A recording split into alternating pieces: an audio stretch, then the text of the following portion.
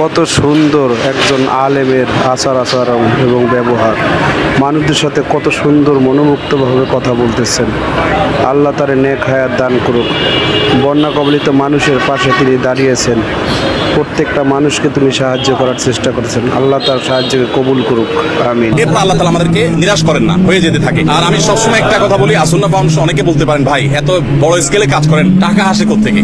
আপনারা অবাক হবেন যে গত 24 ঘন্টা 5 টাকা, কেউ 1 টাকা, কেউ 500 টাকা, কেউ 50,000, 1 লাখ টাকা। আমাদের এখানে কোনো বড় লোকের টাকা ফাউন্ডেশন চলে না। অনেক বড় বড় শিল্পপতিরা পার্সোনালি আমাকে ফাউন্ডেশনের পুরো প্রজেক্টের দায়িত্ব নিতে চেয়েছে। আমি বিনয়ের সাথে বলেছি আপনি দোয়া করেন, ফাউন্ডেশন সর্বসাধারণ টাকা চলবে ইনশাআল্লাহ। কাজের জন্য এখানে হাজার হাজার মানুষ আসছেন, সকাল থেকে হাজার হাজার মানুষ। কত হাজার মানুষ আসছে আমরা জানি না। দুপুরে আমরা 1000 মানুষকে খিচুড়ি রান্না করে খাইয়েছি, জুমার সময় যারা ছিলেন। তবে জুমার আগে অনেকে কাজ করছেন, চলে গেছেন, নতুন করে অনেকে আসছেন। আলহামদুলিল্লাহ, এটা বাংলাদেশের মানুষের জন্য বিশাল বড় একটা অনুপ্রেরণার বিষয় যে আমরা যে কোনো দুর্যোগে ঝাঁপিয়ে পড়ি। আলহামদুলিল্লাহ, আমাদের আজকে যে সমস্ত মালামাল প্যাকেজিং কমপ্লিট হয়েছে সেটা দুই ভাবে হয়েছে। এখানে যেগুলো হয়েছে এগুলো হলো সব ভারী খাবার, চাল, ডাল, তেল, চিনি, লবণ। এগুলো ইনশাআল্লাহ আমরা আগামীকালকে পাঠাবো। কারণ এই মুহূর্তে বন্যার্তদের প্রয়োজন হলো সবচেয়ে বেশি হলো উদ্ধার তৎপরতা, যেটা আসলে প্রশিক্ষিত লোকবল ছাড়া সম্ভব না। সো ওইটা এখন বাংলাদেশ সেনাবাহিনী এবং অন্যান্য বাহিনীর সদস্য ভাইরা তারা অক্লান্ত পরিশ্রম করছেন হেলিকপ্টারে বিভিন্ন ভাবে মানুষকে উদ্ধার করার জন্য। কিন্তু উদ্ধার করার সাথে সাথে তাদের যে খাবারের প্রয়োজনটা হবে, শুকনা খাবার, সে ড্রাই ফুডটার ব্যবস্থা আমরা করেছি 20,000 পরিবারের জন্য। এই 20,000 পরিবার যাদের জন্য আমরা অ্যারেঞ্জ করেছি, সেটার মধ্যে আপনার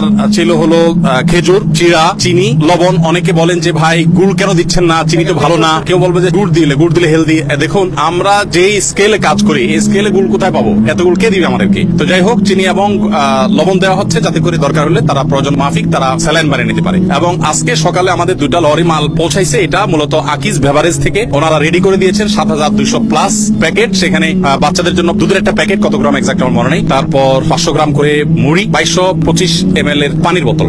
এগুলো 7200 প্লাস প্যাকেট আজকে পৌঁছাই গেছে এবং সেটা মহিপালে যে সেনাবাহিনীর ক্যাম্প আছে সেখানে আমরা হ্যান্ড ওভার করেছি এবং তাদেরকে আমরা অনুরোধ করেছি যে রিমোট এরিয়াগুলোতে তারা হেলিকপ্টার যোগে দ্রুততার সাথে যেন পৌঁছায় দেয়। আমাদের লোকজন সেখানে আছে, সেগুলো ডিস্ট্রিবিউশন চলছে। আর এর বাইরে গত বুধবার সন্ধ্যায় আমরা 3টা গাড়ি পাঠিয়েছি আমাদের এখান থেকে। একটা গাড়ি ফেনীতে গিয়ে পৌঁছাইছে, সেটা ডিস্ট্রিবিউশন হয়ে গেছে। আর 2টা গাড়ি সেগুলো মহিপালের কাছাকাছি পড়ে আছে আজকে 2 দিন প্রায় এক জায়গায়। সামনে পানি রাস্তা যেতে পারছে না, আবার পেছনে অনেক গাড়ি ব্যাকও করতে পারছে না। যারা গাড়ির সাথে গেছে তারা বুধবার সন্ধ্যা থেকে এখনো পর্যন্ত স্টিল নাও তারা গাড়ির সাথেই আছে। তো এই ত্রাণের কাজ আমরা অনেকে করতে আনন্দ পাই, ভালো কথা, কিন্তু এটা খুব সংগ্রামেরও কাজ, অনেক বড় যুদ্ধ এখানে। আমাদের আজকে যে কাজগুলো হয়েছে সেগুলো আমরা আনুমানিক বলতে পারি 1/5, 5 ভাগের 1 ভাগ কাজ।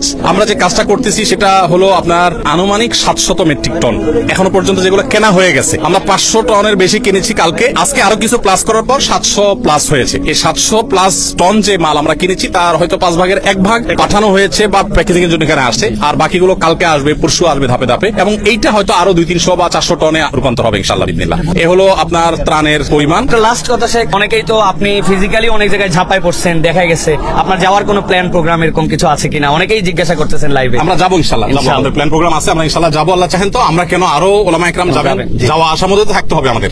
কারণ এই যে এই ক্ষত শুকাতে অনেক সময় লাগবে।